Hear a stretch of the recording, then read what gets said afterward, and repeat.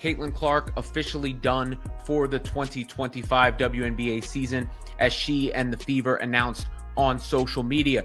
The Fever and Clark saying that she tried to get back on the floor. It appears that she just ran out of time, not able to get enough confidence back in her body as the season wraps up and the playoffs are likely about to begin for Indiana. Caitlin Clark is officially out for the season, and it's not just a tough break for her.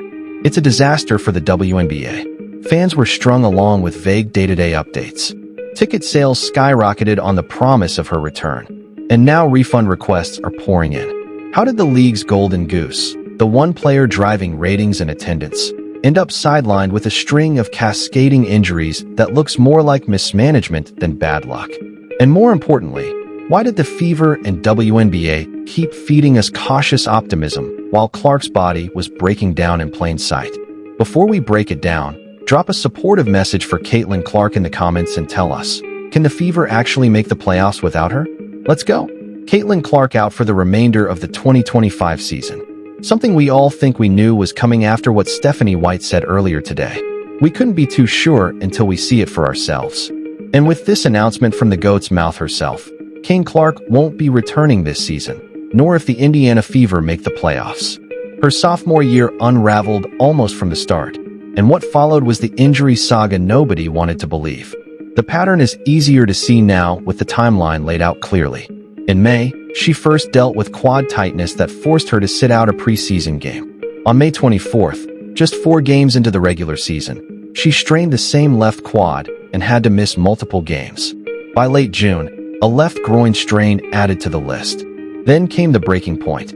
July 15th, a right groin injury in the final minute of a game that ended her campaign. And just when fans thought the worst was over, August brought news of a bone bruise in her left ankle during rehab. What was supposed to be Clark's breakout sophomore season dissolved into one shutdown after another until she had appeared in only 13 games all year. I mean, it's a gut punch that basically encompasses an entire season of them. The Fever have lost so many players to injury, but obviously none bigger than Clark. And there was such a wait for this second season after her magnificent rookie season.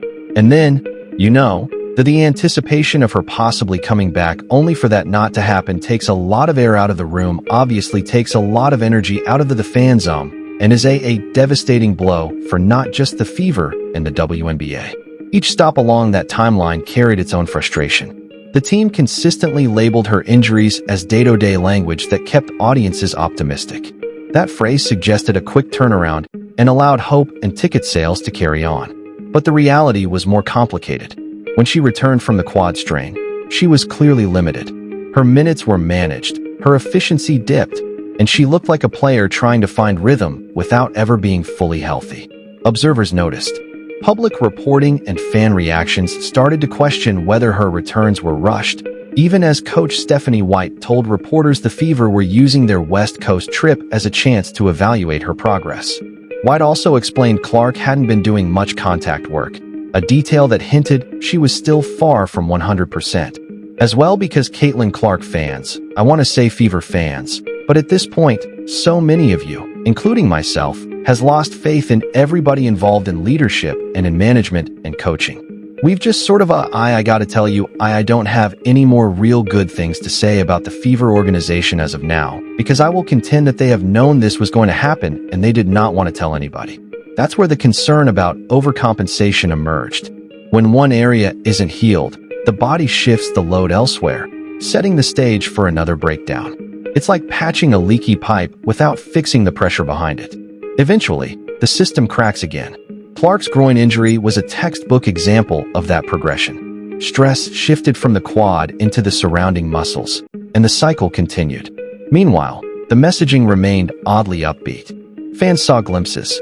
Clark jogging lightly in practice, taking some warm-up shots, even laughing with teammates, and it reinforced the sense she was right on the verge of returning.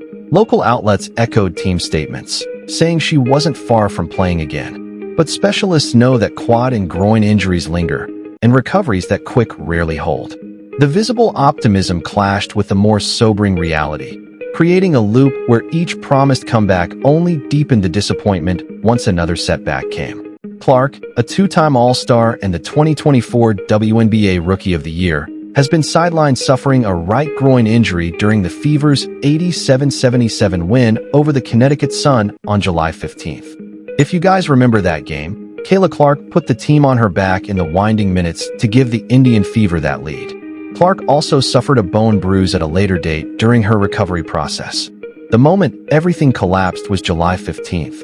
In the final minute of a game, Clark went down with another groin injury, this time to the right side, and that sealed her season. From there, the picture became even clearer.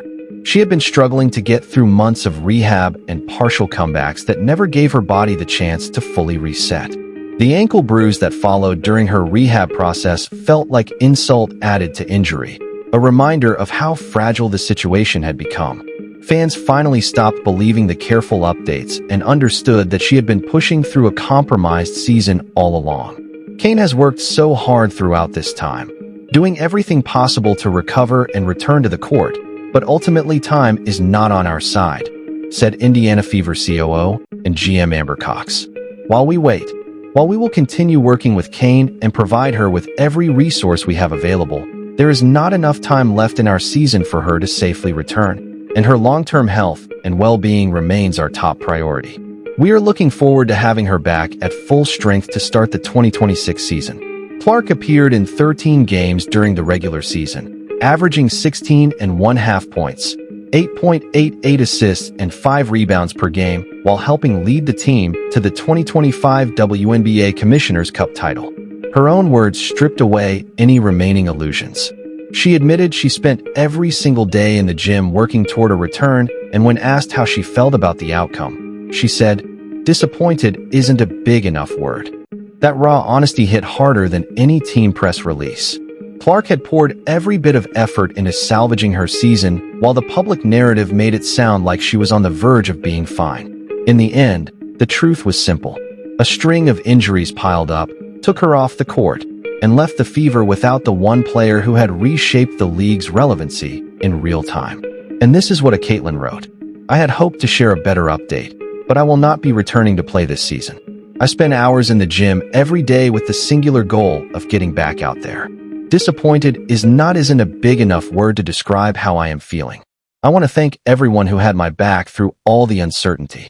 This has been incredibly frustrating, but even in the bad, there is good. The way fans continue to show up for me in the Fever brought me so much joy and important perspective."